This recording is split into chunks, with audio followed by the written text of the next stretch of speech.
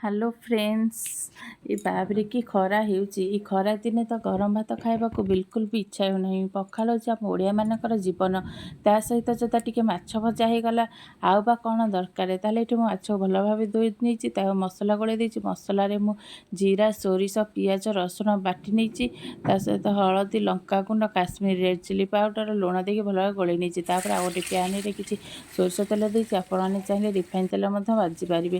Refine ତେଲ ପରେ ସୋରିଷ ତେଲରେ ଭାଜିଲେ ଭଲ ଟେଷ୍ଟ ଆସେ। ତାକୁ ମାଛକୁ ଦେଇଛି। ମାଛକୁ ଭଲ କି ଏପଟ ସେପଟ କରି ଦୁଇ ସାଇଡ଼୍ ଭଲ ଭାଜି ହେଲା ପର୍ଯ୍ୟନ୍ତ ଭାଜି ନେବା। ଏଇଠି ମୋର ଟିକେ ଭିଡ଼ିଓଟା ସ୍କିପ୍ ହେଇଯାଇଛି। ମାଛକୁ ଆପଣମାନେ କାଟିଦେବେ, ପେଟରୁ ଟିକେ କାଟିଦେଲେ କାହିଁକିନା ମସଲାଟା ଭଲ ଭାବରେ ଭିତରକୁ ଯିବ।